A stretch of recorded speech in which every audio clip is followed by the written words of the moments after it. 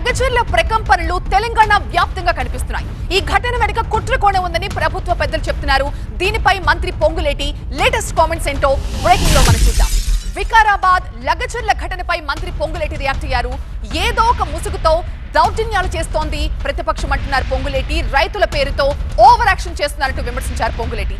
24 గంటల్లోనే వాళ్ళ ముసుగులు తొలగిస్తామంటున్నారు. ప్రజల కష్టాలు తెలుసుకుంటాం, ప్రజలతో మమేకమవుతాం. ప్రజల కోసం ఉన్నదే ఇందిరమ్మ రాజ్యం. ఏదో ఒక ముసుగేసుకొని ముసుగు వెనక్కుండి